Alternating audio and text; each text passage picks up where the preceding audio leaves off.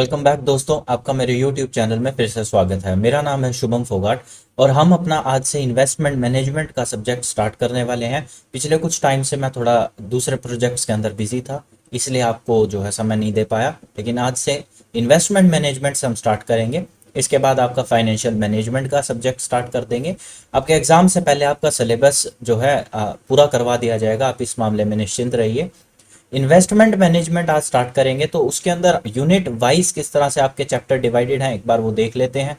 Unit 1 के अंदर आपका ये investment, nature and scope of investment, निवेश क्या है, निवेश या इन्वेस्टमेंट जिसको आप इंग्लिश में बोलते हैं, उसका क्या किस तरह का नेचर है, क्या वो काम करता है, स्कोप क्या है, क्या वो छोटे स्तर पर है, बड़े स्तर पे है, किस तरह से मार्केट को पूरा जो है इन्फ्लुएंस करता है एक छोटा इन्वेस्टमेंट या एक बड़ा इन्वेस्टमेंट।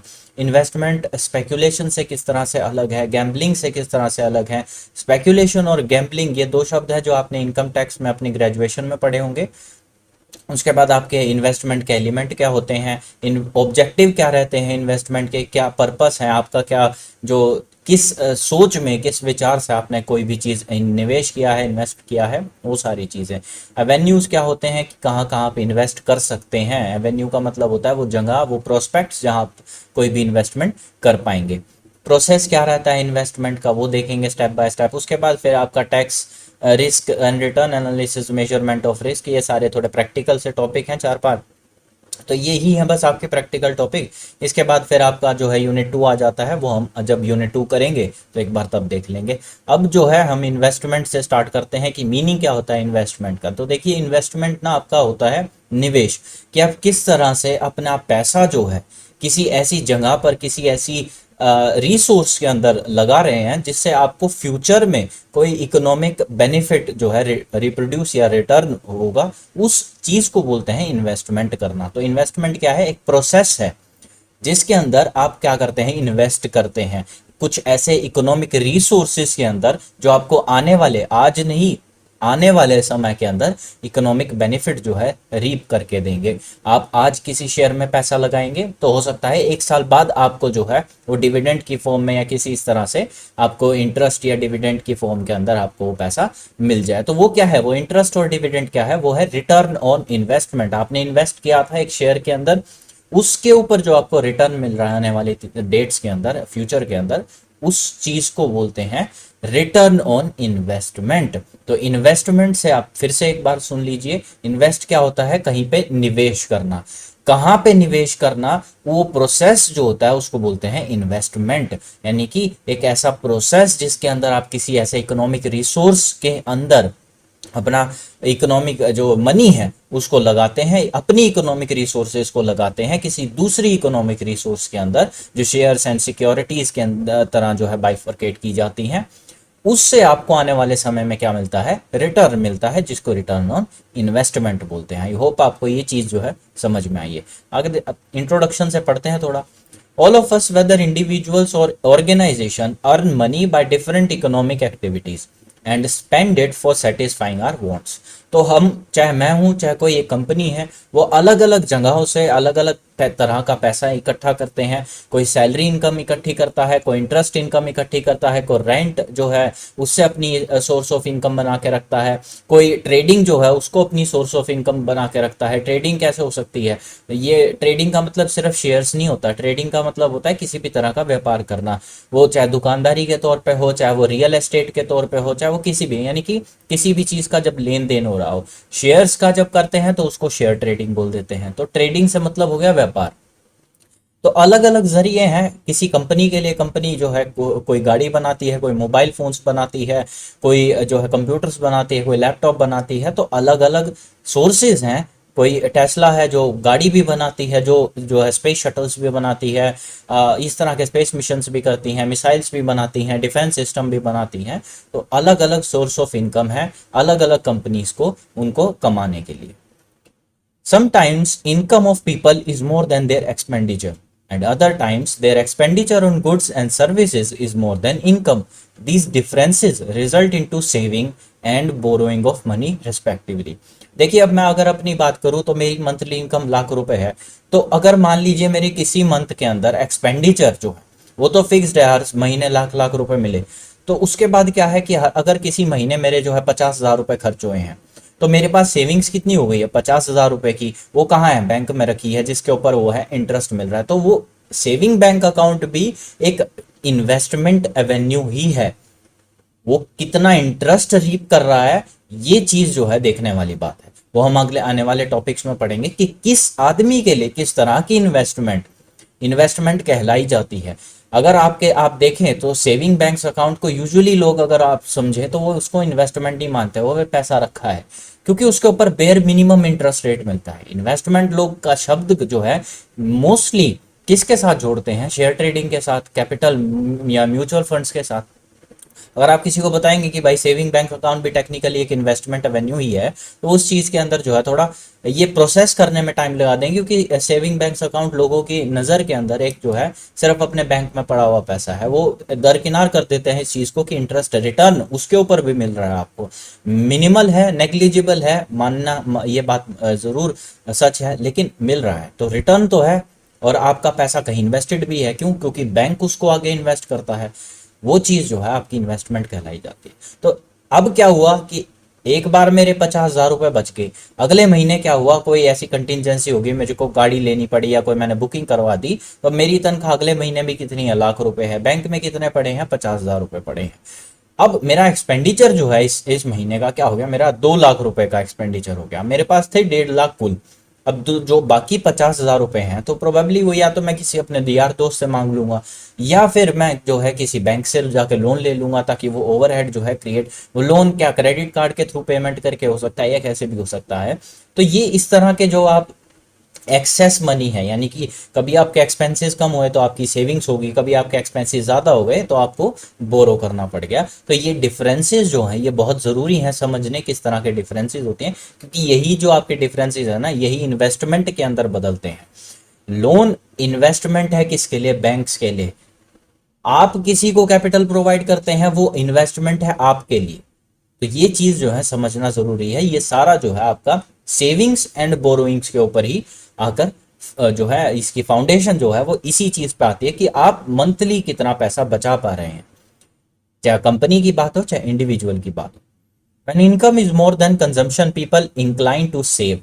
जब आपकी इनकम जो है आपकी कंजम्पशन से ज्यादा है, 1 लाख रुपए कमाए हैं, 50,000 खर्च करे हैं, तो जो बच गए 50,000 मैं उनका क्या करूंगा, मैं उनको जाके बैंक में या अपने जो अकाउंट है उसमें पड़े रहने दूंगा। तो वो सारी चीज, they have different alternatives to deal with their surplus money. तो हर इंसान के पास जो है अलग अलग उपाय होते हैं, अपॉर्चुनिटीज होती हैं, आपने उस एक्सेस मनी को किस तरह से इस्तेमाल करना है। क्या पता किसी के पास बच गए तो वो सोचता है कि चल टूर एंड ट्रिप लगा लेते हैं, तो वो भी एक इन्वेस्टमेंट है काइंड ऑफ, क्योंकि आप उससे रिफ्रेश हो रहे हैं। आप जो है मेंटली और जो अपनी हेल्थ के तौर पर जो है आप अपने हेल्थ के अंदर इन्वेस्ट कर रहे हैं। तो किसी भी चीज को इन्वेस्टमेंट या एक्सपेंस समझना एक सब्जेक्टिव मैटर है।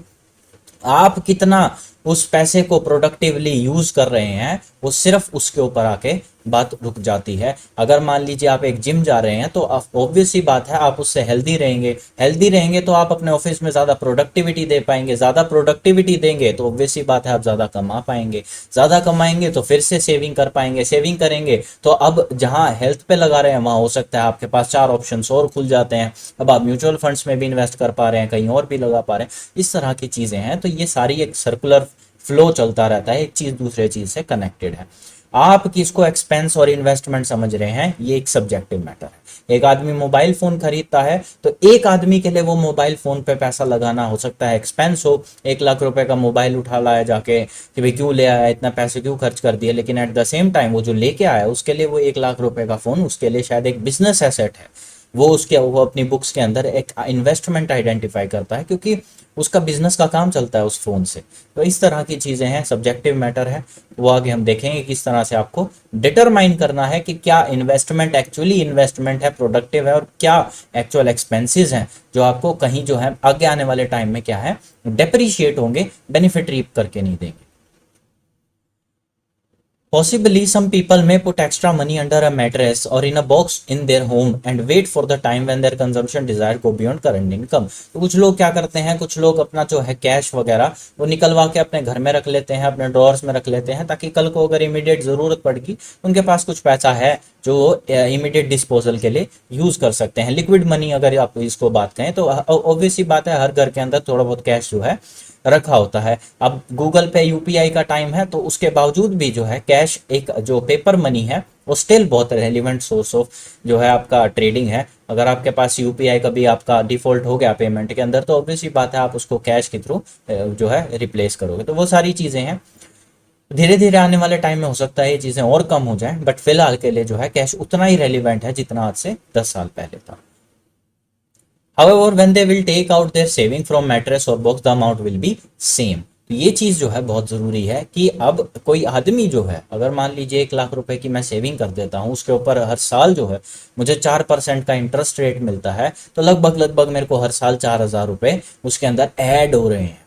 लेकिन अगर मैं उस 1 लाख रुपए को अपने घर में रख लेता हूं तो पॉसिबल क्या है चांसेस कि वो 1 लाख से 1 लाख 1 भी हो जाए, नहीं होंगे ना, वो 1 लाख के 1 लाख ही रहेंगे। और इसके अंदर फिर टाइम वैल्यू ऑफ मनी की आ जाता है कि आज के 1 लाख रुपए कल के 1 लाख रुपए नहीं रहेंगे, कल कुछ इन्फ्लेशन है, कुछ और ऐसे फैक्टर्स हैं, इकोनॉमिक फैक्टर, जिनकी वजह से जो मैं उस 1 लाख से आज चीज़ें खरीद सकता हूँ वो कल नहीं खरीद पाऊंगा, कम खरीद पाऊंगा, या हो सकता है ज़्यादा भी खरीद पाऊँ किसी केसेस में। बट इन मोस्ट केसेस ऐसा ही होता है कि आज 1 लाख से अगर मैं 1 लाख टॉफीज खरीद पाऊंगा तो कल 1 लाख टॉफी ना खरीद के मैं सिर्फ 90,000 टॉफियां ही खरीद पाऊंगा। तो इस तरह की चीजें हैं। टाइम वैल्यू ऑफ मनी हम अपना यूनिट 1 के अंदर ही time value of money chapter के अंदर समझेंगे। आपने ये चीज जो है इकोनॉमिक्स में पहले भी पढ़ी होगी, मैं ये चीज मान के चल रहा हूँ। One more possibility is that they may leave immediate possession of their saving for getting larger amount of money than current saving in future for consumption। तो ये सारी चीजें इसके अंदर दे रखी हैं आपको, सेविंग का फॉर्मूला दे रखा है, इनकम में से एक्सपेंडिचर माइनस कर देंगे जो पैसा बचेगा वो क्या है, आपकी सेविंग्स है। सिमिलरली इनकम में से सेविंग माइनस कर देंगे तो वो जो पैसा आपका बचेगा क्या आ जाएगा, एक्सपेंडिचर। तो इस तरह की चीजें यहाँ पर दी गई। अब आते हैं इन्वेस्टमेंट के ऊपर। क्या इन्वेस्टमेंट क्या चीज़ होती है, मैंने आपको बताया है। इन्वेस्टमेंट का मतलब होता है निवेश करना, एक प्रोसेस है, एक ऐसा जो है मीडियम बनाया गया है जिसके अंदर आप अपने इकोनॉमिक रिसोर्स क्या है, पैसा, सेविंग्स, किसी और के इकोनॉमिक रिसोर्सेज के अंदर लगाते हो, जिससे आपको कल को आने वाले टाइम में क्या होता है, बेनिफिट मिलता है। Prospective investors are individuals or institutions who have surplus money then they need for immediate consumption। Prospective investor क्या होते हैं, वो ऐसे लोग जिनके पास जो अपनी सेविंग्स हैं वो थोड़ी रखी हैं, जो उस पैसे को कहीं इन्वेस्ट कर सकते हैं, किया नहीं है, कर सकते हैं, उनके पास ये अपॉर्चुनिटी है। तो जब शब्द आए कर सकते हैं, देखो इन्वेस्टर कौन होता है, जो कर चुका है। प्रोस्पेक्टिव इन्वेस्टर कौन होता है, जो कर सकता है। अभी करा नहीं, ये जरूरी नहीं है कि उसने करा हो, लेकिन वो कर सकता है आने वाले टाइम में कि उसके पास इतनी सेविंग्स हैं, एक्सेस सरप्लस है कि वो अपने पैसे को जो है कहीं प्रोडक्टिवली लगा सकता है। तो ऐसे शख्स को जिसने इन्वेस्टमेंट कराना हो पर कर सकता है, उसको बोलते हैं प्रोस्पेक्टिव इन्वेस्टर।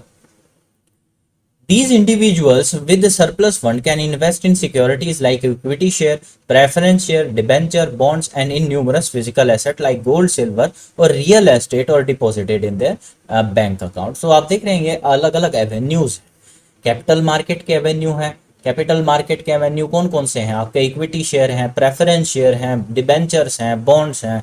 ये क्या होते हैं, ये आपके ये कैपिटल मार्केट के वो इंस्ट्रूमेंट्स हैं जिसके अंदर आप पैसा लगा सकते हैं। बदले में इनके क्या मिलेगा आपको, अगर मान ले आपके इक्विटी शेयर्स हैं तो उसके अंदर आपको डिविडेंड वगैरह मिल जाएगा, डिबेंचर्स हैं तो उसके ऊपर आपको इंटरेस्ट वगैरह मिल जाएगा। तो इस तरह की चीज़ें जो है देखने वाली बात है। या फिर आप गोल्ड खरीद सकते हैं। गोल्ड की वैल्यू आप देखते हैं कितनी ज़्यादा, क्योंकि गोल्ड की जो परसीव्ड वैल्यू है ना वो करंट वैल्यू से अक्सर ज़्यादा होती है। इसी वजह से जो है गोल्ड की वैल्यूएशन जो आप हमेशा मार्केट में देखते हैं कि गोल्ड जो है हमेशा आप जिस पैसे पे खरीदते हो और जिस पैसे पे बेचते हो वो हमेशा सरप्लस पैसा ही क्रिएट करता है। सिमिलरली आपका ज़मीन है, आप आज ज़मीन खरीदो 1 करोड़ रुपए का, मान लीजिए आपने 200 गज का प्लॉट खरीद लिया, तो आप अगले महीने भी उसको बेचोगे या 2 महीने बाद, 6 महीने बाद बेचोगे, तो ऑब्वियस सी बात है वो आपको कुछ ना कुछ ज्यादा रीप करके देगा, 1 करोड़ से ज्यादा। हो सकता है वो 1 लाख और ऊपर देगा, बट आप देखिए 1 लाख 1 करोड़ के ऊपर 1 लाख जो है आपको बेनिफिट मिल रहा है। तो इस तरह की चीजें हैं, आप अलग अलग सोर्सेज के अंदर इन्वेस्ट कर सकते हैं। Firms with surplus income may invest its in expansion activities और undertake new ventures। अब देखो मैंने आपको पहले भी बताया था कि इन्वेस्टमेंट करना एक सब्जेक्टिव इन्वेस्टमेंट और एक्सपेंस एक सब्जेक्टिव मैटर है। किस चीज को आप इन्वेस्टमेंट समझते हैं ये सोल आपके ऊपर डिपेंड करता है। मैंने फिर बताया था कि एक कंपनी अगर मान लो एक नई मैन्युफैक्चरिंग यूनिट खोल लेती है तो कहने को वो एक एक्सपेंस है, नहीं। वो एक्सपेंस क्यों है? वो फैक्ट्री सेटअप कर रहा है, प्रोडक्शन बढ़ा रहा है, प्रोडक्शन बढ़ेगी तो सेल्स बढ़ेगी, सेल्स बढ़ेगा तो रेवेन्यू बढ़ेगा। ये क्या है? बेनिफिट ही तो मिल रहा है मुझे। मैं अगर वो फैक्ट्री ना लगाऊंगा तो मैं करंट प्रोडक्शन पे चलता रहूंगा, करंट सरप्लस जनरेट करता रहूंगा। लेकिन अगर मुझे ज्यादा सरप्लस चाहिए, करंट सरप्लस है, ऑब्वियस सी बात है मुझे अपनी प्रोडक्शन बढ़ानी पड़ेगी। प्रोडक्शन बढ़ाने के लिए मेरी करंट कैपेसिटी कम है, नई कैपेसिटी लगानी पड़ेगी। नई कैपेसिटी लगाऊंगा तो उसके अंदर पैसे भी लगेंगे। इसको क्या बोलते हैं? Capital investment. कि भाई आपने बड़े जो आपका लॉन्ग टर्म एसेट्स हैं उसके अंदर आपने जो है पैसा लगाया है, जिसकी वजह से आपको क्या हो रहा है? प्रोडक्शन इंक्रीज हो रही है। प्रोडक्शन इंक्रीज होने की वजह से आपकी सेल्स बढ़ रही है। सेल्स बढ़ रही है तो आपका ओवरऑल जो प्रॉफिट था वो क्या हो रहा है? इंक्रीज हो रहा है। तो आपसे और ज्यादा सरप्लस कमा पा रहे हैं। This feature of investment signifies the risk factor. तो ये जो आपका ऐसे इस तरह से दे रखा है, all above activities are called investment. Investment has two elements namely time and risk. मैंने बताया था दो चीजें इसके अंदर बहुत इंपॉर्टेंट है, कितना टाइम लगेगा और कितनी रिस्क है। जैसे फॉर एग्जाम्पल अगर मैं बात करूं एक जमीन की, मैं 1 करोड़ रुपए का 200 गज का प्लॉट ले लिया मैंने किसी अच्छी जगह पे। अब वो क्या है? रिस्क क्या है उसके अंदर? उसके अंदर रिस्क मिनिमम है। क्यों? क्योंकि ये बात आपको भी पता है कि लैंड एकमात्र ऐसा एसेट है जो कभी डेप्रीशिएट नहीं होता, वो हमेशा अप्रिशिएट होता है। ये चीज आपने फाइनेंशियल अकाउंटिंग में भी पढ़ी होगी। ये जर्नल प्रैक्टिस भी है कि लैंड कभी डेप्रीशिएट नहीं होता। उसके ऊपर बनाया गया स्ट्रक्चर जो है, बिल्डिंग है, हाउस है, वो डेप्रीशिएट जरूर होते हैं, बट लैंड इन इटसेल्फ कभी डेप्रीशिएट नहीं होता, वो हमेशा क्या होगा? एप्रिशिएट होगा। तो वो चीज है कि रिस्क यहाँ पर मिनिमम है, लेकिन रिटर्न कितना है और कितने टाइम में मिल रहा है ये इंपॉर्टेंट है यहाँ पे। ऑन दी अदर हैंड अगर मैं बात करूं एक बैंक अकाउंट की, तो उसके अंदर भी रिस्क मिनिमम है। आपका पैसा कहीं जा नहीं रहा, कोई चुरा के नहीं लेके जा रहा। अगर बैंक में थेफ्ट हो भी जाती है, बैंक कल को जो है बैंकरप्ट हो भी जाता है, तो आपको जो है एक स्पेसिफाइड अमाउंट है वो आपको वापस मिल जाएगा, क्योंकि इंश्योर्ड मनी है आपका वो बैंक में रखा हुआ। वो सारी चीजें यहाँ पर जो है मैटर करती हैं। रिस्क कितना है? अब इक्विटी शेयर्स की अगर मैं बात करूं तो उसके अंदर रिस्क बहुत हाई है, लेकिन एट द सेम टाइम जो आपका रिटर्न है वो भी बहुत ज्यादा है। अगर मान लो एक बैंक अकाउंट आपको 3.5-4% का इंटरेस्ट रेट देता है पूरे साल में, तो वहीं अगर आप उतना ही पैसा शेयर्स में लगाते हैं तो वो आपको 10, 12, 15 जो है इस तरह का रेट ऑफ इंटरेस्ट भी दे सकते हैं। तो इन टाइम्स ऑफ 4-5 टाइम्स जो है आपको इंटरेस्ट रेट मिल रहा है वही सेम अमाउंट के ऊपर। तो ये चीज जो है आपको देखनी पड़ती हैं। ये चीज आपको प्रॉपर स्टडी के बाद पता चलता है कि कहाँ जो है आपके लिए कितनी रिस्क ले सकते हो, कितने टाइम तक ले सकते हो। तो वो चीज आपको यहाँ पर देखनी पड़ती है। इस तरह से आपको दे रखा है ये। Generally an investment is the current commitment of money for a period of time in order to derive future payments that will compensate the investor for the time the funds are committed. अब एक बात ये चीज ध्यान रखिए, आपने 1 लाख रुपए जो है कहीं इक्विटी शेयर्स में लगा दिए। अब ऑब्वियस सी बात है, अगर मान लो आपने वो चीज इक्विटी शेयर में लगाई है 1 साल के लिए, तो 1 साल तक आपका पैसा लॉक्ड है, आप उसको निकाल नहीं सकते। वो क्या है? वो आपके पास 1 लाख रुपए था और वो आपने क्या कर लिया? उसको डिमेटेरियलाइज कर लिया, शेयर्स में कन्वर्ट करवा लिया वो पैसे को। तो अब क्या है? आप वो शेयर से कुछ खरीद थोड़ी सकते हो, जाके खरीद किससे सकते थे? पैसे से। लेकिन आपका पैसा अब लॉक्ड हो गया, आप वो पैसा उसको निकाल नहीं सकते हो इमीडिएटली। निकाल कब पाओगे? 1 साल के बाद। तो वो एक साल के जो आपने अपने पैसे को लॉक किया है ना, जिसके अंदर आपने बहुत सारी चीजें सेक्रीफाइस करी हैं, उस 1 लाख रुपए से आप हो सकता है कहीं दुबई का टूर लगा के आ सकते थे, रिफ्रेश हो सकते थे, लेकिन वो ना करके आपने इक्विटी शेयर में, तो उस चीज का कॉम्पनसेशन आपको रिटर्न के तौर पे मिलता है कि भाई साहब आपने हमको जो है 1 साल के लिए पैसा दिया था, आपने इतनी सारी चीजें हमारे को पैसा देने के लिए अपनी सेक्रीफाइस करी, अपनी मौज मस्ती सेक्रीफाइस करी, तो ये लो आपको थोड़ा सा क्या दे रहे हैं, हम इंटरेस्ट दे रहे हैं, ऊपर से दे रहे हैं। तो ये आपने 1 लाख दिए थे, हम आपको 1,20,000 रुपए लौटा रहे हैं। तो ये क्या है, ये आपका है रिटर्न।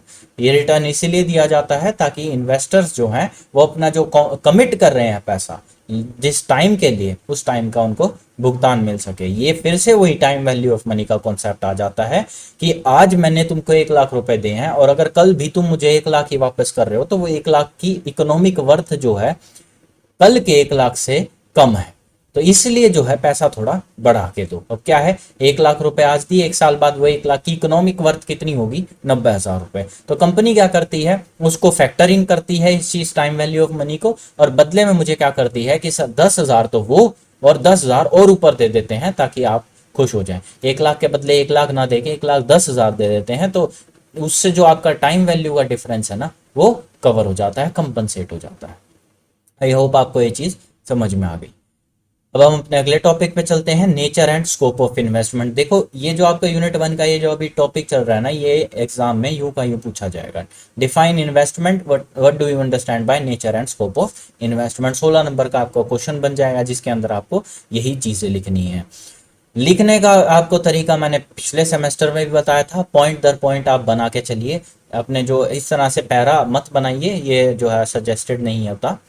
तो आप जो है पॉइंट्स अपना 3-4 लाइन के 1 2 3 4 पॉइंट्स बना के चलिए। इंपॉर्टेंट अगर कोई शब्द लग रहा है अंडरलाइन कर दीजिए, और ज़्यादा प्रेजेंटेशन अच्छी हो जाएगी।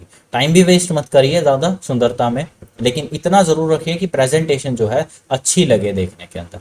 वो खैर मैंने आपको फर्स्ट सेमेस्टर में बता रखा है, अगर आपने देखे हैं लेक्चर तो आपको पता होगा। अब nature and scope of investment क्या होता है। Nature and scope of investment management can be understood by its broad definition related to financial investments and economic investment and how it differs from speculation and gambling. Study of investment management as a discipline covers. तो क्या एक second पहले ये देखते हैं, हाँ तो पहले ये देखते हैं कि इन्वेस्टमेंट हमने ये देख लिया, इन्वेस्ट क्या होता है, इन्वेस्टमेंट क्या होता है। आप देखेंगे इन्वेस्टमेंट मैनेजमेंट क्या है। अब ये डायरेक्टली इन्वेस्टमेंट मैनेजमेंट पे कूद गए हैं, तो कुछ तो बताना पड़ेगा ना कि इन्वेस्टमेंट मैनेजमेंट होता क्या है। देखो आपको पता चल गया इन्वेस्टमेंट क्या है, निवेश करना, कहाँ पे करना ये अलग अलग इंसान के ऊपर डिपेंड करता है। सेविंग बैंक्स में करो, इक्विटी में करो, जमीन में करो, किसी चीज में करो, बट कहीं ना कहीं प्रोडक्टिवली अगर आप उस पैसे का इस्तेमाल कर रहे हो, आपके लिए वो इन्वेस्टमेंट हो गई है।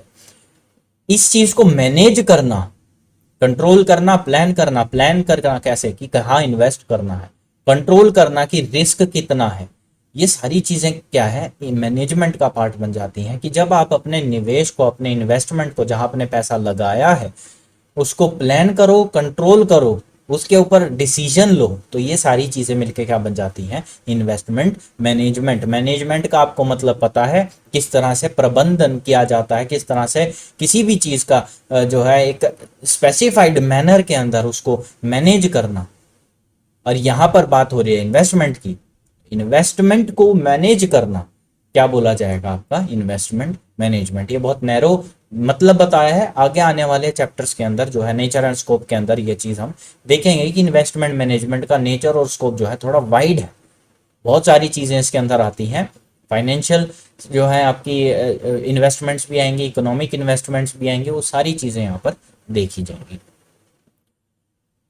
तो इसमें क्या है, nature and scope of investment management can be understood by its broad definition. तो अलग अलग डेफिनेशन दे रखी हैं, ये ही चीज यहां से समझी जाएगी कि ये नेचर एंड स्कोप क्या है। आप अगर किसी का मतलब बता दें तो उससे आप समझ जाएंगे ना कि इसकी नेचर कैसी है। जैसे अगर मैं पूछूं किसी से कि भाई, अगर मान लो मैं पूछूं कि ये लड़का कैसा दिखता है, तो अगर आप उसका वर्णन कर देंगे तो उससे उसकी नेचर एंड स्कोप का पता चल जाएगा कि भाई ये क्या सोचता है, कैसे चलता है, इसका पढ़ाई एकेडमिक कैसा है, इसकी प्रॉब्लम सॉल्विंग नेचर कैसी है, क्या इसका आईक्यू कैसा है, इसका इमोशनल क्वेश्चन कैसा है। ये सारी चीजें जो हैं पता चल जाती हैं अगर आप किसी का वर्णन कर दें तो अच्छे से। तो वही वर्णन हम यहाँ करने वाले हैं, किसका, इन्वेस्टमेंट का। स्पेकुलेशन का, गैम्बलिंग का, इन्वेस्टमेंट ऑब्जेक्टिव का, प्रोसेस का। एवेन्यू क्या होते हैं, रिस्क क्या होता है, रिटर्न क्या होता है, किस तरह से सिक्योरिटीज को वैल्यू किया जाता है, एनालिसिस कैसा होता है इन्वेस्टमेंट का, ये सारी चीजें जब हम पढ़ेंगे तो आपको पता चल जाएगा इन्वेस्टमेंट का स्कोप क्या है, काफी वाइड है। तो सबसे पहले नेचर पे बात करेंगे, nature of investment management. It facilitates outlay investment assessment.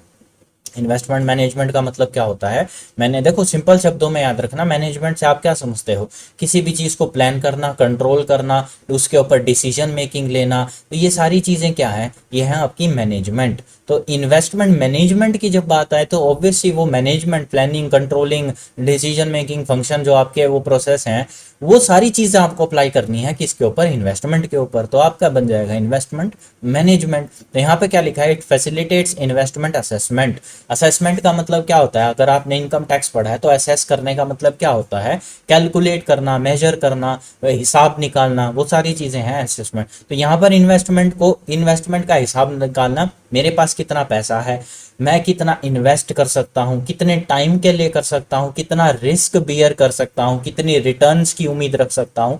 ये कुछ क्राइटेरियाज हैं जो मुझे असेस करने में मदद करते हैं क्या, इन्वेस्टमेंट को। और ये सारी चीज कहाँ आती हैं, इन्वेस्टमेंट मैनेजमेंट में। दोबारा बोलता हूँ, मेरे पास कितना पैसा है, मैं कितना लगा सकता हूँ, कितने टाइम के लिए लगा सकता हूँ, उस टाइम में कितना रिस्क मैं बियर कर सकता हूं, और कितनी रिटर्न्स मैं एक्सपेक्ट कर रहा हूं। ये सारी चीजें अगर मैं एक बारी में कैलकुलेट करूं, मेजर करूं, तो ये हिसाब लगाऊं, तो ये बन जाती है इन्वेस्टमेंट असेसमेंट। और ये किसका पार्ट है, इन्वेस्टमेंट मैनेजमेंट का। उसके बाद है more the risk more is the expected return. अब जितनी मैं रिस्क ले रहा हूं उतनी उम्मीद करूंगा ना, उतना पैसा मुझे वापस मिल जाएगा, वो चीज है। ये इन्वेस्टमेंट के साथ ये बहुत एक अंडरलाइंग एजम्पशन है, greater the risk greater the return, lower the risk lower the return. Saving bank account में रिस्क बिल्कुल मिनिमम है, तो उसके अंदर आपको रिटर्न भी कम मिलता है। इक्विटी शेयर के अंदर रिस्क मैक्सिमम है, उसके अंदर आपको रिटर्न भी हाई मिलता है। तो इसके ना एक चार्ट आएगा, वो अगर आप टेलीग्राम पे मेरे को फॉलो करते हो, मैं उस टेलीग्राम के अंदर वो चार्ट पेस्ट कर दूंगा, वो चार्ट एक बार जरूर देख लेना। उसके अंदर एक अच्छा सा जो है आपको पॉइंट से समझा है कि जैसे जैसे आप इन्वेस्टमेंट्स के अवेन्यू में डीप जाते जाओगे, वैसे आपकी रिस्क बढ़ती जाएगी, एट द सेम टाइम आपके रिटर्न्स भी बढ़ते जाएंगे। उसके अंदर लोएस्ट जो है क्या आता है, सेविंग बैंक अकाउंट, उसके बाद एफडीज आ जाते हैं, उसके बाद और इस तरह से धीरे धीरे आपका वो बढ़ता रहता है। तो सबसे ऊपर इक्विटी शेयर्स आते हैं कि यानी कि सबसे ज्यादा रिस्क है लेकिन सबसे ज्यादा रिटर्न भी उसके अंदर है। Decisions are taken only after evaluating complete process of investment. तो इन्वेस्ट करने का डिसीजन कब आएगा, जब मैं पूरा प्रोसेस को अच्छे से क्या कर लूंगा, इवेल्युएट कर लूंगा। फिर से कौन सा प्रोसेस, मेरे पास कितना पैसा है, मैं उसमें से कितना लगा सकता हूँ, कितने टाइम के लिए लगा सकता हूँ, कितनी रिस्क बियर कर सकता हूँ, और उस रिस्क के अकॉर्डिंग उस प्रोपोर्शनेट कितना रिटर्न जो है मैं एक्सपेक्ट कर रहा हूँ। ये सारी चीजें जब मैं कैलकुलेट कर लूंगा तो इन सारी जो क्राइटेरिया है उसके अंदर जो बेस्ट सूटेड एवेन्यू होगा इन्वेस्टमेंट का या सोर्स होगा, मैं उसके अंदर इन्वेस्ट कर दूंगा। ये अगर इस सब में मेरे को कुल मिला के लग रहा है कि भाई जमीन खरीदना सबसे बेटर ऑप्शन है, तो मैं जमीन खरीदूंगा। अगर मैं ज्यादा रिस्क ले सकता हूं तो इक्विटी शेयर खरीदना मेरे को सबसे सुटेबल ऑप्शन लग रहा है, तो मैं ऑब्वियसली बात है ये अपना क्या लूंगा, इक्विटी शेयर्स लूंगा। इसी के अंदर एक ना सब्जेक्ट आता है आपका थर्ड सेमेस्टर के अंदर जिसका नाम है पोर्टफोलियो मैनेजमेंट। इसी का आगे जो है वो एक्सटेंशन है कि आप पोर्टफोलियो किस तरह डिवाइस करते हैं। पोर्टफोलियो क्या होता है, जब आप एक तरह की सिक्योरिटी ना लेकर अलग अलग सिक्योरिटीज ले लें ताकि आपकी जो ओवरऑल रिस्क है वो एवरेज आउट हो जाए।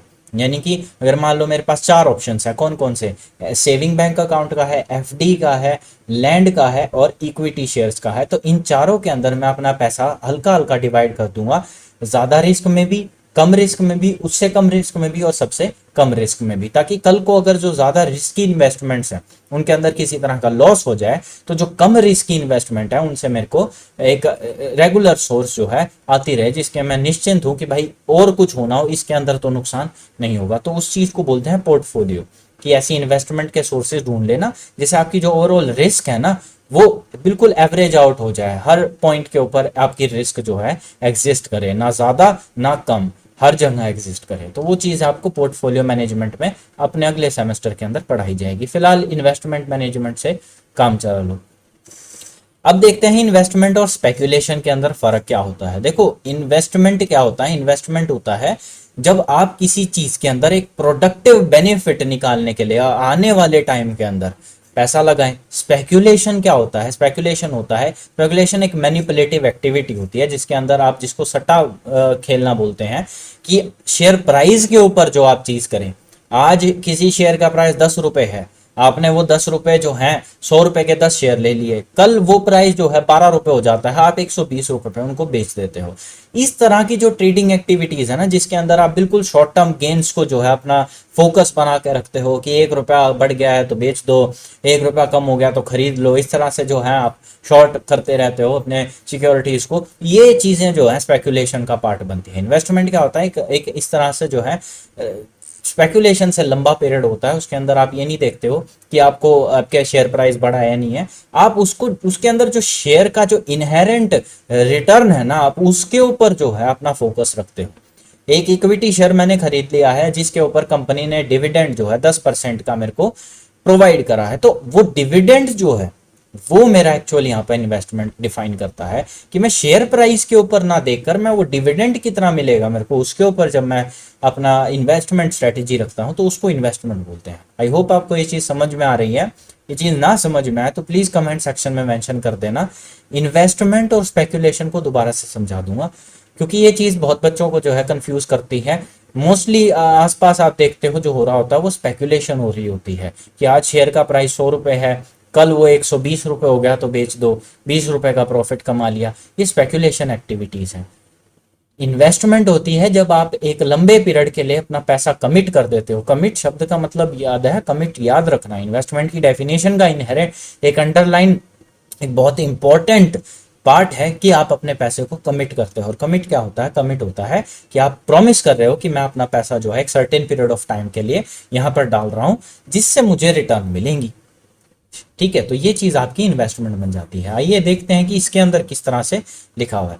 Plans for a longer time horizon, holding period में be from 1 year to few year. तो मैंने आपको बताया लंबे पीरियड के लिए किया जाता है, यूजुअली डिविडेंड गेन करने के लिए, डिविडेंड या इंटरेस्ट पेमेंट गेन करने के लिए इन्वेस्टमेंट की जाती है, उसी पे फोकस रहता है।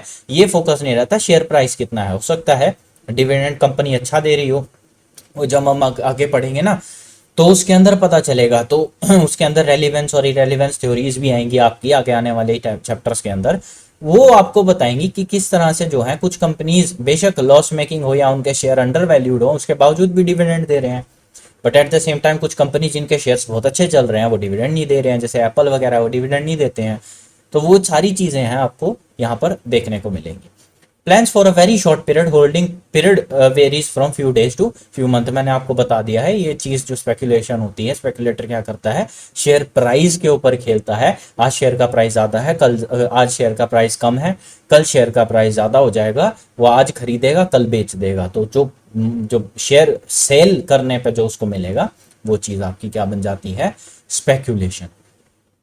तो रिस्क क्या है, इन्वेस्टर की मॉडरेट रिस्क एज्यूम करता है, और स्पेकुलेटर क्या है, willing to undertake high risk. तो इस तरह के शेयर्स के अंदर जैसे एमआरएफ का शेयर है, तो ऑल्दो कितना भी जो है पिछले टाइम से अच्छा चल रहा हो, लेकिन देखो अनसर्टेनिटी हर समय बनी रहती है। यूक्रेन रशिया के वॉर के बाद शेयर मार्केट जो है क्रैश कर रहा था। इस तरह की छोट जो है ना, मतलब नॉट डायरेक्टली बट इनडायरेक्टली बहुत इंपैक्ट करने वाली इन्फ्लुएंशियल फोर्सेस एग्जिस्ट करती हैं internal as well as external environment के अंदर, जो चीज अपने शेयर मार्केट को या शेयर प्राइस को इन्फ्लुएंस कर सकती हैं। तो आज अगर किसी ने मान लो, देखो बड़े शेयर्स का फायदा क्या है, बड़े शेयर्स का मतलब बड़ा रिस्क और बड़ा रिटर्न। 50-55 हजार का मान लो एक एमआरएफ का शेयर मैंने आज ले लिया। अब ऑब्वियसली बात है ना, एकदम 50-55 हजार का एक शेयर लेना कोई हंसी खेल नहीं है। लोग लेते हैं, मान लो 2 शेयर ले लिए, तो मान लो 55-55 हजार के, 1,10,000 के मैंने 2 शेयर ले लिए आज। अब वो कल क्या है, कल होने को मैं उम्मीद कर रहा हूँ कि वो 55 से जो है 56,000 के हो जाएं या 60,000 के हो, ये कुछ भी जो है इंक्रीमेंट हो जाए, तो मेरे को पर शेयर जो है 5-5 हजार का जो है फर्क मिल जाएगा। मैंने लगाए थे 55,000, मुझे मिल रहे हैं 60-60 हजार। तो इस तरह की चीजें आप कर सकते हो। लेकिन एट द सेम टाइम अगर वो चीज गिर जाए और वो 55 की जगह 54 की हो जाए, तो वहां पर जो है नुकसान भी उठाना पड़ेगा। तो ये सारी चीजें स्पेकुलेटर करता है। बस ये डिफरेंस याद रखना, स्पेकुलेशन शेयर प्राइस पे किया जाता है, इन्वेस्टमेंट डिविडेंड पे किया जाता है। हमेशा ये चीज याद रखोगे तो आपको ये डिफरेंस जो है कभी अलग से जो है याद करने की जरूरत नहीं पड़ेगी। स्पेकुलेशन का मतलब जो आप अपने आसपास होते हुए देखते हो, शेयर प्राइस पे जो है ट्रेड करना। आजकल जो है इंस्टाग्राम सोशल मीडिया पे ना इस तरह की बहुत चीजें हैं। आई वुड रिकमेंड कि आप उन चीजों से दूर रहें। इन्वेस्टमेंट के इस तरह के स्टॉक मार्केट के बहुत सारे पेजेस बने हुए हैं, खासकर यंगस्टर को वो चीज़ जो है ना बहुत लुभाती हैं, अर्ली मनी ये सब कमाने, लेकिन प्लीज़ उन सब से दूर रहिए। क्योंकि देखो एक ब्रोकर का ना कभी नुकसान नहीं होता। क्यों? कि securities are subject to market risk. वो मार्केट रिस्क ना आपके कंट्रोल में है ना ब्रोकर के कंट्रोल में। आपने पैसा लगाया, कल को वो पैसा खराब हो गया तो ब्रोकर तो अपना कमीशन लेगा, उसको कोई फर्क नहीं पड़ता। वो अपना कमीशन लेगा, वो निकल जाएगा। नुकसान किसका? आपका नुकसान है। इस तरह से ना जो थोड़ा अगर इन्वेस्टमेंट करनी है तो स्पेकुलेशन मत करो, प्रॉपर इन्वेस्टमेंट करो, अच्छे शेयर्स में करो, अच्छा स्टडी करो, कम से कम 5-6 साल के जो है उनके ट्रेंड्स देखो, उसके बाद कहीं इन्वेस्टमेंट करना। कुछ अच्छी बुक्स हैं, द इंटेलिजेंट इन्वेस्टर करके, तो इस तरह की बुक्स जो आप पढ़ोगे तो आपको पता चल जाएगा कि क्या होती हैं चीज़ें। आपको बहुत ज़्यादा डीप स्टडी करने की ज़रूरत नहीं है, वो चार्ट्स देखने की इतनी कोई खास आवश्यकता नहीं है जिस तरह का ये दिखावा करते हैं। 4-5 स्क्रीन के ऊपर अलग अलग चार्ट्स दिखा रखे होते हैं, वो सारी चीज़ें देखने की ज़रूरत नहीं है। स्पेकुलेशन एक्टिविटीज़ है। आप किसी एक पर्टिकुलर शेयर को उठाइए, उसका 5 साल 6 साल 10 साल का आप ट्रेंड देखिए, किस तरह से वो डिप में गया है, किस क्या सिचुएशंस रही हैं, क्या वो उन्हीं सालों में डिप में गया है जिस साल में एक्चुअली फाइनेंशियल इनकेपेबल या इकोनॉमिक, जैसे पिछले 2020 के अंदर अगर कोई शेयर डिप में गया है तो उसके लिए एक बहुत नेचुरल कॉज है कोविड। तो उसको अगर आप फैक्टर इन करोगे तो वो एक एक्चुअल फैक्टर नहीं माना जाएगा। अगर ऑफ टाइम इसके अलावा सब चीज़ें जब नेचुरल हैं, जैसे आज के टाइम में सब चीज़ें नेचुरल चल रही हैं, उसके बावजूद कोई चीज़ डिप फेस कर रही है, वहां पर उसको थोड़ा स्टडी करना, वहां पर रिस्क जो है थोड़ा सा बढ़ जाता है। अदरवाइज अगर आप देखते हैं 5 साल के ट्रेंड, अगर अच्छा खासा ट्रेंड है उन पीरियड के अंदर जिसके अंदर सारी दुनिया जो है थोड़ा जो है उसका बट्टा गोल हुआ हुआ था, तो उसका भी हुआ हुआ था, तो वो नेचुरल कॉज हो जाती है वो। अदरवाइज उसके अगर सब चीज़ें ठीक चल रही हैं तो आप उस शेयर के अंदर इन्वेस्ट कीजिए, आपको अच्छा लॉन्ग टर्म रिटर्न वो देता रहेगा। डिविडेंड के ऊपर फोकस रखिएगा, शेयर प्राइस पे मत रखिएगा, अदरवाइज आप भी स्पेकुलेशन करेंगे फिर। Likes to have moderate risk of return associated with limited risk. अब रिस्क मॉडरेट है तो रिटर्न भी मॉडरेट आएंगे। सिमिलरली अगर स्पेकुलेटर है वो रिस्क ज़्यादा ले रहा है तो उसको रिटर्न की उम्मीद भी थोड़ी ज़्यादा रहती है। ये फंडामेंटल फैक्टर्स रहते हैं, मैंने आपको बताए हैं फंडामेंटल फैक्टर्स। इस तरह की 5 साल का लीजिए, 5 साल के अंदर किस तरह के इकोनॉमिक फैक्टर्स जो हैं वो इन्फ्लुएंस कर रहे हैं। कोई टैक्सेशन पॉलिसी आई है, कोई इसके अलावा कोई नेचुरल डिजास्टर आया है, कोविड आ गया है, तो वो अगर चीज़ें हैं तो उनके अदरवाइज देखिए। क्योंकि कोविड जैसी चीजें रोज रोज नहीं आती हैं तो उनको बेस नहीं बनाया जा सकता। वो कंटिजेंसीज हैं, कभी कभी आ जाती हैं, कभी कभी चली जाती हैं, उनको बेस मत बनाइए, उनको क्या कर दीजिए, फैक्टर आउट कर दीजिए। जो उसके अलावा चीजें बचती हैं जो डेली बेसिस पे चेंज होती हैं, उन फ्लक्चुएशंस को अगर आप देखेंगे तो उन फ्लक्चुएशंस के बाद अगर आपको कोई शेयर जो है वो स्टेबल दिख रहा है तो आप उस शेयर के अंदर पैसा डालें, वो डिविडेंड जो है आपको वो अच्छा जनरेट करके देगा। Uses own funds and avoid uses borrow fund, तो ये सारी चीज़ें यहाँ पर दी गई हैं। उसके बाद इन्वेस्टमेंट और गैम्बलिंग में क्या फ़र्क है? Gambling is a very short term investment in a game of chance, तो ये भी कहीं ना कहीं जो है स्पेकुलेशन से ही रिलेट करता है। इसके अंदर तो और छोटा पीरियड होता है, ठीक है। जो आपको गैम्बलिंग एक्चुअली है वो ये सट्टा, जो जिसको एक्चुअल सट्टा लगाना बोलते हैं उसको बोलते हैं गैम्बलिंग, जुआ खेलना जिसको बोल सकते हैं वो चीज़। एलिमेंट्स क्या है इन्वेस्टमेंट के? तो ये आपको देखने हैं। रिटर्न आता है सबसे पहले, कि रिटर्न देख के ही तो कोई चीज़ लुभाती है आपको, कि मैं आज 1 लाख लगा रहा हूँ, कल मेरे को 1,20,000 रुपये देगा, ऑब्वियस सी बात है एक चीज़ होगी। लेकिन ये है रिटर्न। लेकिन अगर आपको 20,000 दे रहा है तो आपको ये भी फैक्टर करना है कि वो 20,000 किस रिस्क के प्रोपोर्शनेट मिल रहे हैं। ऐसा ना हो कि वो 1 लाख रुपए आज आपसे लगवा के आपको 1,20,000 रुपए के सपने दिखा रहा है और देन आपको जो है कुल मिला के 90,000 रुपये मिले। ये रिस्क जो है आपको बहुत जरूरी समझनी है। Risk is the basic attribute of investment. Risk means variability in return because of loss of capital और non payment of income whatsoever reason. तो कल को एक कंपनी प्रॉफिटेबल है, कल को कोविड जैसी सिचुएशन आ जाती है तो ऑब्वियस सी बात है कंपनी का जो है काम धंधा बंद हो जाएगा लॉकडाउन की वजह से, इस तरह से। तो वहां पर कुछ उस 2020 के पीरियड में जो मैं डिप की बात कर रहा हूँ अगर आई है तो वो चीज़ क्या है, वो ही चीज़ है जो मैं आपको कह रहा हूँ कि वहां पर जो है रिस्क देखने वाली चीज़ें होती हैं। तो रिटर्न मैंने आपको बता दिया, रिटर्न जो आपको मिल रहा है, कोई भी आपको जो इकोनॉमिक बेनिफिट रीप करके दे रहा है वो आपकी सिक्योरिटीज है, लैंड है, बैंक इन्वेस्टमेंट है, कुछ भी है, वो सारी चीज़। Safety rule of investment states that investors get back their original principal on maturity with no loss in value और हिंड्रेंस। तो सेफ्टी क्या है, एक सेफ्टी अमाउंट होता है कुछ सिक्योरिटीज के अंदर कि अगर आप हमको 1 लाख रुपए दे रहे हैं ना, तो सर कल को अगर मान लो देखो ज्यादा हो जाते हैं तो ऑब्वियसली आपको ज्यादा मिलेंगे ही, लेकिन अगर कल को आपको नुकसान भी हो जाता है ना, तो आप जितना जो इन्वेस्ट कर रहे हैं उससे कम आपको पैसा नहीं मिलेगा। 1 लाख लगाए हैं तो ज्यादा ना मिले, बट इससे कम भी नहीं मिलेगा, 1 लाख तो हम आपको वापस कर ही देंगे। तो उस तरह की सेफ्टी लॉक्स होते हैं कुछ सिक्योरिटीज के अंदर कि ज्यादा मिले तो बेहतर है, कम मिले तो इससे कम नहीं मिलेगा जितना आपने इन्वेस्ट किया।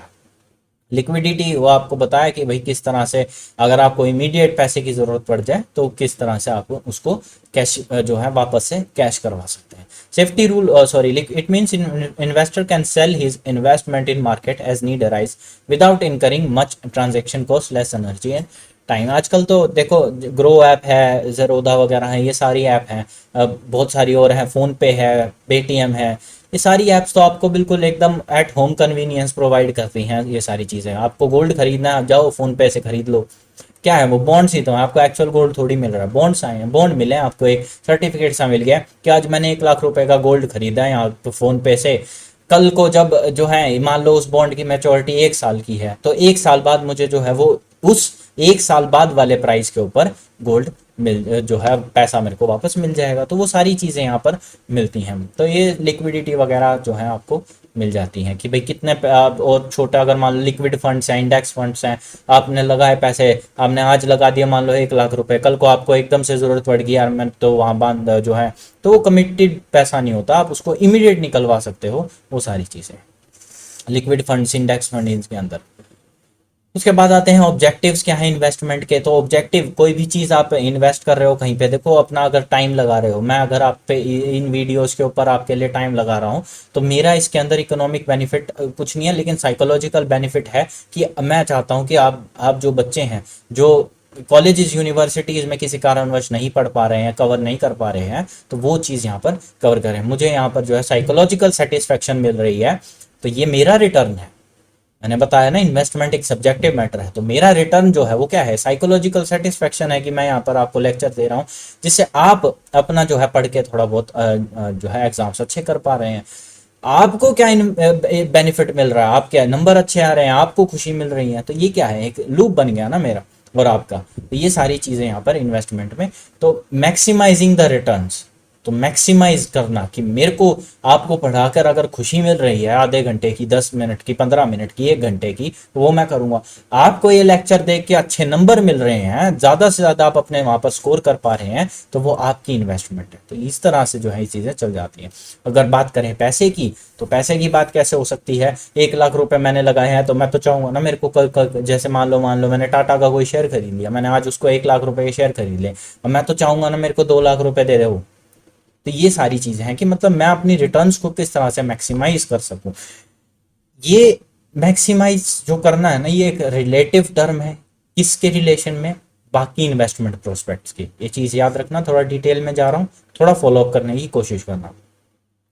एक सेविंग बैंक आपको देता है 3.5-4 रुपए का इंटरेस्ट रेट, ठीक है। एफडी देता है आपको 5.5-6.5% तक का इंटरेस्ट रेट। इक्विटी शेयर देते हैं आपको 10-12-15% का रिटर्न। बाकी इन्वेस्टमेंट प्रोस्पेक्ट्स के अंदर सबसे ज्यादा मैक्सिमम रिटर्न प्रोवाइड करने वाला कौन है, इक्विटी शेयर्स। तो मैं अपनी रिटर्न्स को मैक्सिमाइज कैसे कर पाऊंगा, इक्विटी शेयर्स में इन्वेस्ट करके। यहाँ पर बात ये नहीं है कि मैं 1 लाख लगा के 2 लाख का, वो तो एक आपको एक एलिमेंट ढंग में समझाने की चीज है। ये डीप कॉन्सेप्ट इसीलिए बता रहा हूँ कि एक रिलेटिविटी कॉन्सेप्ट में बात की जाती है, in relation to other investment prospect मैं मैक्सिमम कितना रिटर्न कर पा रहा हूं किस एवेन्यू के अंदर, ये चीज कहा जाती है मैक्सिमाइजिंग रिटर्न। कि मैं अगर एफडी में लगाऊंगा तो मुझे 6.5% मिलेगा, लेकिन वही पैसा अगर मैं इक्विटी शेयर में लगाऊंगा, रिस्क बेशक ज्यादा है लेकिन वहां मुझे कितना मिलेगा, 10% मिलेगा। तो मैंने अपनी रिटर्न्स को क्या किया है, मैक्सिमम किया है, मैक्सिमाइज किया है, वो चीज़ है। मिनिमाइजिंग द रिस्क, रिस्क को मिनिमम रखना है। तो ऐसे देखो, सेविंग अकाउंट है वो बिल्कुल 3.5% पे है, आपका एफडी है वो 6.5% पे है, आपकी इक्विटी है वो 10% पे है। तो इसके अंदर एक एवरेज कहाँ बन रहा है, एफडी के ऊपर। तो सेफ्टी भी है, रिस्क भी ज़्यादा नहीं है एफडी के अंदर, और रिटर्न्स भी मिल रहे हैं। तो इस तरह की इन्वेस्टमेंट आप जो है समझेंगे, डिसाइसिव डिसीजन लेंगे, एनालाइज करेंगे, तो आपको पता चल जाएंगी आप कहाँ कितनी रिस्क बियर कर सकते हैं और कितने रिटर्न्स आप एक्सपेक्ट कर सकते हैं। अगर मैं मेरी बात करूं तो मैं जो है, अगर मान लो मेरे पास आज 1 लाख रुपए हों, तो मैं उसमें से 50,000 रुपये एफडी में डालूंगा और 50,000 रुपये किसी म्यूचुअल फंड के अंदर डाल दूंगा, जिसके अंदर मेरा जो एक बिल्कुल लो रिस्क भी आ गया और ठीक ठाक रिटर्न भी आ गया। एफडी के अंदर मैं ये नहीं कह रहा कि बिल्कुल गंदा रिटर्न है, फिक्स रिटर्न है, रिस्क है नहीं बिल्कुल भी। On the other hand mutual funds के अंदर रिस्क बहुत है लेकिन रिटर्न्स भी बहुत आई हैं। हो सकता है म्यूचुअल फंड के अंदर रिस्क 100% हो और रिटर्न लेकिन उसका जो है वो जो है 15% पे मिल जाए मेरे को। तो वो चीज़ है यहाँ पर देखने वाली चीज़ है। उसके बाद है सेफ्टी देखनी है कि भाई किस तरह से आपको सेफ्टी प्रोवाइड करते हैं। कि इन्वेस्टमेंट जब इनिशियली ये शब्द निकाला था, ये कॉन्सेप्ट आया था ना, तो इसको एक पैसिव सोर्स ऑफ इनकम के तौर पे माना गया था कि आप जो कमा रहे हैं वो कमा रहे हैं। आप देखो क्या है कि मान लो 1 लाख रुपए मान लो मेरी तनख्वाह है और ऑफिस जाने के अंदर मैं गाड़ी का इस्तेमाल करता हूँ, पेट्रोल की मेरी गाड़ी है, 100 रुपए का पेट्रोल है। तो अब मान लीजिए हफ्ते के अंदर 1,000 रुपए का या 10-15 लीटर जो है मेरा तेल लग जाता है। तो एक महीने का जो है या 24 दिन का मान लीजिए, 24 जो है डिवाइडेड बाय कितना, नहीं सॉरी, जो भी है अपना हिसाब लगा लीजिए, 24 दिन का मान लो, संडे सैटरडे से वीकेंड्स हटा दूं मैं, तो वर्किंग डेज मान लो 24 है, तो 24 के हिसाब से मान लो मेरा जो पेट्रोल है वो 4,000 रुपये का लग रहा है। तो वो 4,000 रुपये मैं किसी तरह से अगर पैसिवली जनरेट कर दूं तो मेरी जो इनकम है ना, सैलरी, उसके ऊपर फर्क नहीं पड़ेगा, मैं उसके अंदर से वो 4,000 रुपये बचा पाऊंगा।